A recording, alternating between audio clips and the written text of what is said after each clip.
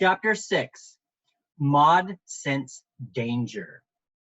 And so began the eventful night that would have the sheep still bleating over it months later. It began with Heather standing in a corner, mute with shame, as the eyes of the whole flock were turned incredulously on her. "A thing?" exclaimed Mopple. "A thing?"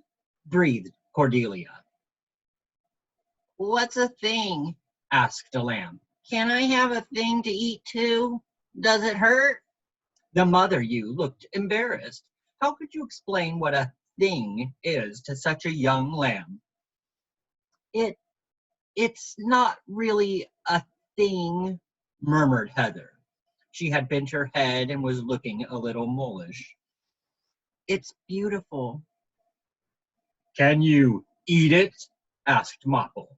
When it came to things, Mopple the whale could be as stern as any other sheep. "I don't think so." Heather's ears drooped. "Is it alive?" asked Zora. "I don't. Perhaps." You could tell from looking at Heather that this possibility had only just occurred to her. "I was going to find out if it's alive. When the light falls on it, something moves. It's as beautiful as water. I just wanted to have it so I could always look at it." "Heather!" Sir Richfield stepped forward. He held his head very high, and his horns, which had begun to grow their third curve, cast a reproachful shadow at Heather's feet in the moonlight. Othello gave him a strange look. Suddenly you can understand why Richfield was still the lead ram. "You can always look at everything really beautiful. The sky, the grass, the cloud sheep. You can catch the scent of lambs, see sunlight falling on fleece. Those are the important things. You can't have them." Richfield was speaking as he would have spoken to a very small lamb. He said what they all knew anyway, but the sheep were impressed. "You can only have what's alive. A lamb, a flock. If you have something, it has you. If it's alive and it's a sheep, that's good. Sheep are meant to have each other. The flock is meant to keep together, ewes and lambs and rams. No sheep may leave the herd." So stupid. Oh, such a stupid thing. I ought to have kept my mouth shut. Oh, if only I'd kept my mouth shut. Now Richfield was rambling. He looked right through Heather, muttering to himself. Heather made a defiant face again, and was about to slip quietly away among the other sheep when a rusty voice spoke up from the darkest corner of the hay barn, a voice as brittle as a branch washed ashore. "Having is bad," said the voice. "Having things is bad." They all turned their noses to Willow, who was standing in the shadows behind the empty hay rack. Her old eyes glittered like two dewdrops. Heather's head sank to phenomenal depths. "Mommy," she murmured. Normally, mother ewes and their lambs stick together like sandy ground and seagrass. A mother ewe scolding her own offspring in public is unheard of. But the only reason Willow had said nothing against Heather so far was that she didn't talk anyway, or so the smarter sheep said. Willow was the second most silent sheep in the flock. The last time she had said anything was just after Heather's birth, when she made a casual and disproportionately pessimistic remark about the weather. None of the other sheep was sorry that Willow wasn't the talkative sort. She was said to have grazed a whole bed of bitter-tasting sorrel in her youth. There was no other way to explain her notoriously bad temper. But this time she hadn't been exaggerating. "It's shameful," said Cloud. "It's scandalous," said Zora, calmly pulling a single blade of hay out of the empty rack. "It's undignified," said Lane. "It's stupid," said Maud. "It's human," said Richfield, who was wearing his stern lead ram expression again. That said it all. Heather looked as if she might turn into some small, scentless animal at any moment now. Miss Maple pricked up her ears. "What kind of a thing is it, actually?" she asked. "It's—" Heather stopped. She had been going to say, "beautiful," but it was beginning to dawn on her that talking about things in such terms wasn't right. She thought what else there was to say about the thing that was good. "It has no end." "Everything has an end," sighed Sarah. "If something didn't have an end, there'd be nothing else. Not a sheep in the whole world," said Zora, who often occupied herself thinking over such problems on her rock. The sheep exchanged melancholy glances, but Heather was still defiant. "There are two signs on it, signs like in the books.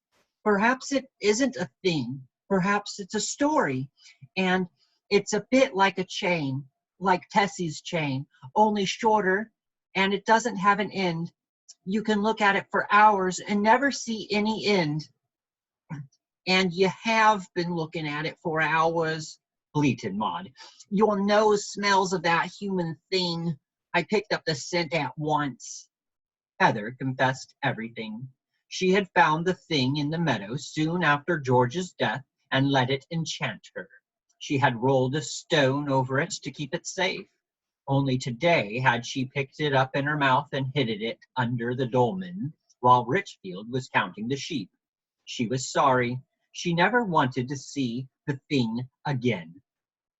The sheep decided to send an expedition to the dolmen immediately to dispose of the thing once and for all. They'd teach it where it belonged, in the world of things, on the ground, far away from sheep. The expedition was an honorable affair, and they wondered who should be chosen to go. Cloud suddenly had her old trouble in her joints. Sarah had to suckle her lamb. Lane had a sneezing fit. Surprisingly, Mopple turned out to be night blind. All of the sheep were afraid of going to the dolmen by night, so soon after the dancing wolf's ghost had been spotted there. The expedition ultimately consisted of Sir Richfield, Othello, Miss Maple, who was very obviously curious about the thing, Maud, who could never think up any excuses in time, and Zora, who was too proud to think up excuses. And Mopple had to go too. Colliding with a post inside the barn to convince the others of his night blindness did him no good. Mopple was the memory sheep. Mopple had to be one of the party. A mild, warm, moonlit night awaited them outside.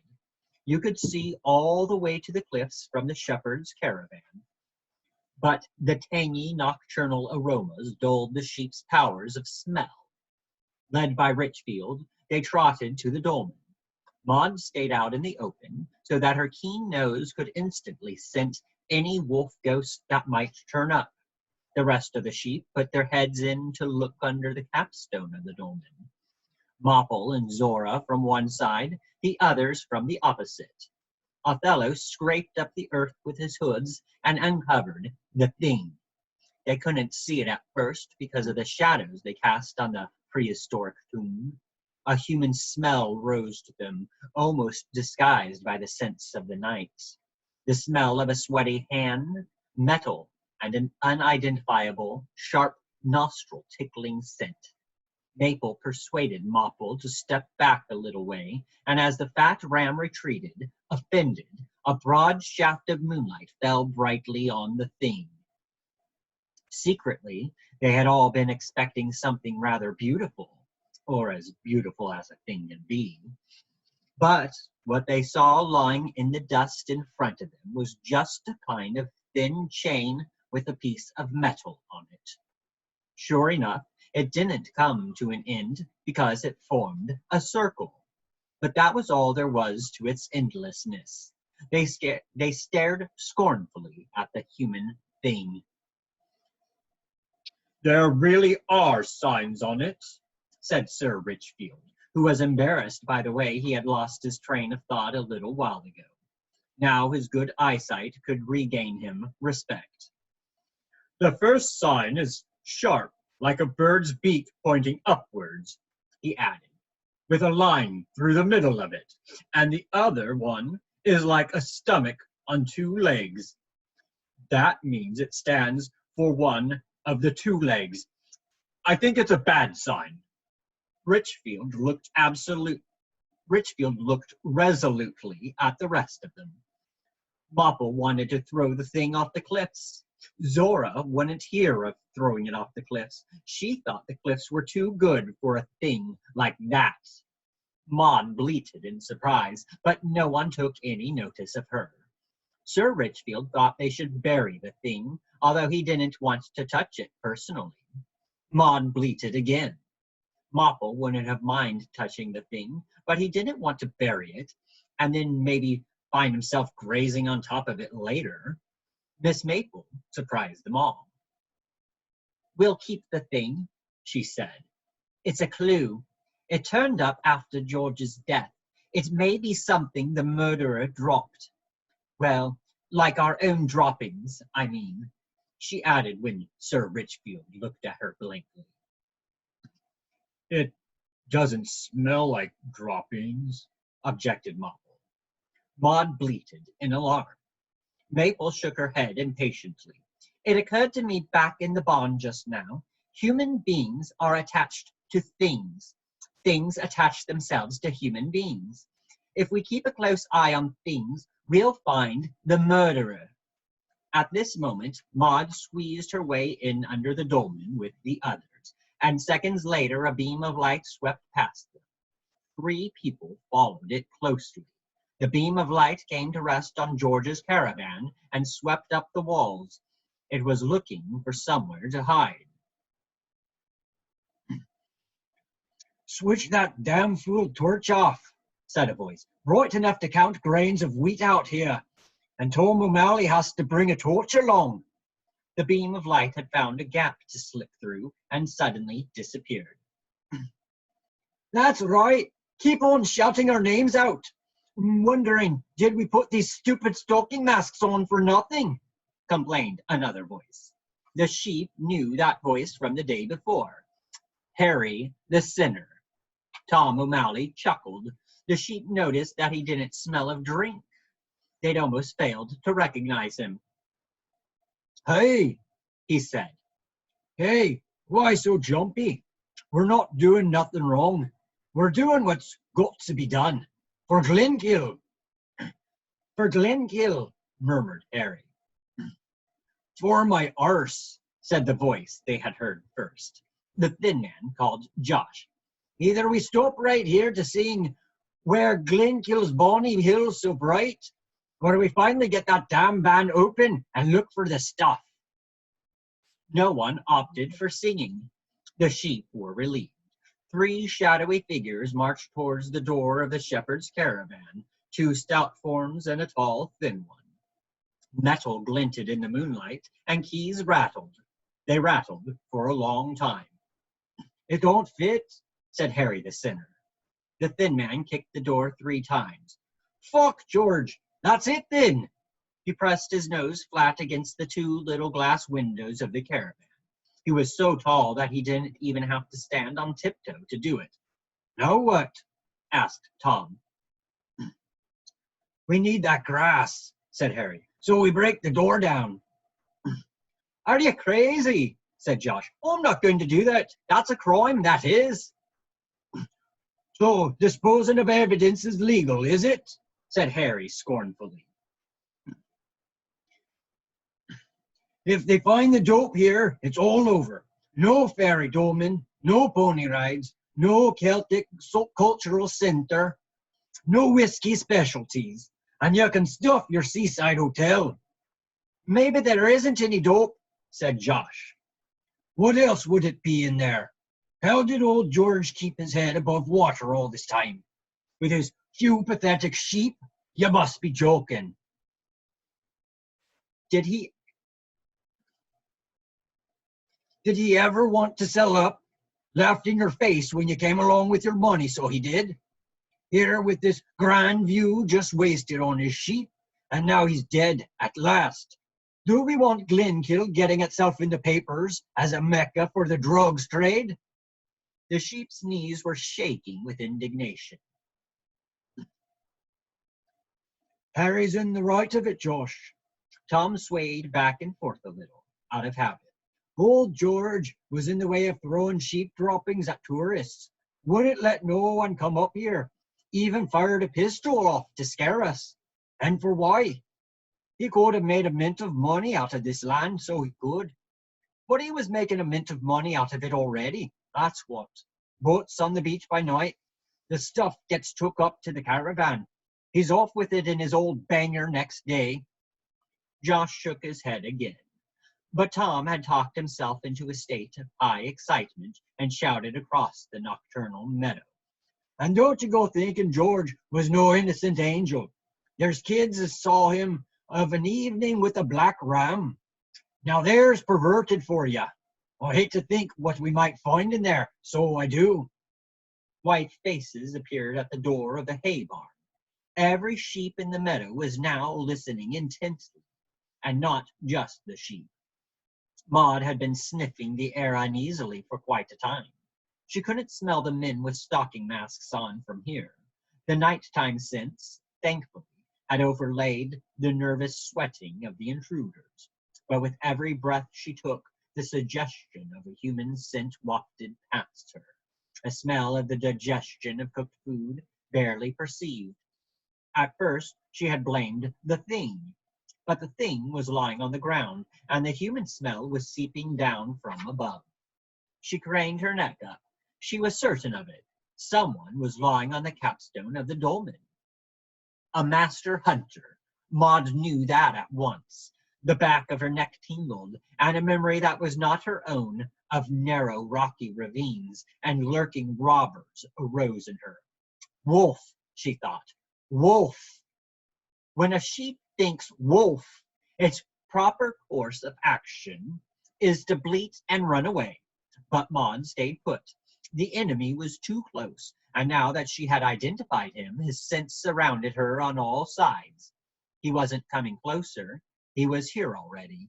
She stood there, as if hypnotized, helplessly breathing the air in. It is surprising how easily fear can jump from sheep to sheep. Maud hadn't moved or made a sound. All the same, the other 5 sheep knew about the wolf at once. Maud's fast breathing told them how close the enemy was, and Maud's own scent had turned salty, with bitter undertones speaking of flight and ambush. Their hearts galloped to all 4 points of the compass, but since Maud didn't move, the other sheep stood motionless too. Maud was their warning sheep. She knew most about the danger.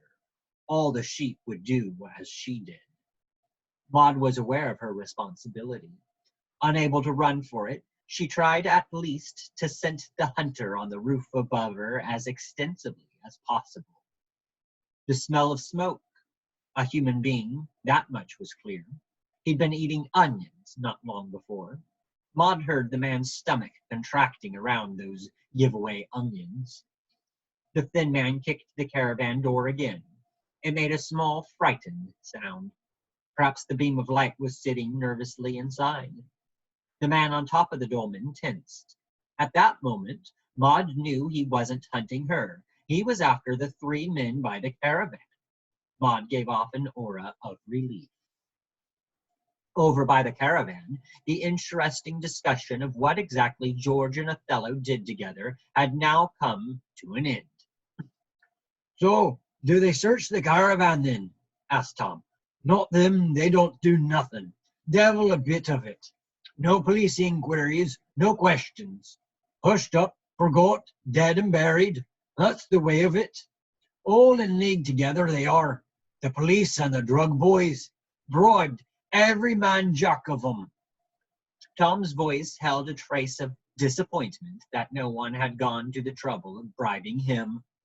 So? The thin man sounded annoyed. So why do we have to break in here? If no one's interested in the stuff anyway. No one replied. Harry half-heartedly kicked the door. It was quiet inside. Tom turned away from the others and was about to set off in the direction of the paved road. Then he froze. "There's a car," whispered Tom. The sheep had heard it long before. A big car without any lights on was purring along the road. It came to a halt and stopped purring. The three men scattered like chickens. Harry the Sinner doubled expertly back and forth a couple of times. The thin man bent his long back to run faster. The sheep were amazed. They had never before known how easily scared human beings could be. They themselves kept their nerve in spite of the car. Then all three men galloped towards the hay barn, racing in past the startled sheep, and climbed the ladder to the hayloft. The sheep spilled out into the open like milk drops to meet the man coming up from the paved road. He took no notice of them, nor did he seem surprised by the chaotic racing back and forth of bleating sheep in the meadow. He strolled towards the caravan at his leisure. Only 6 sheep stood motionless under the dolmen. Maud had resisted the general mood of disaster. She was still concentrating on the wolfman above their heads. He had pressed himself flat against the stone.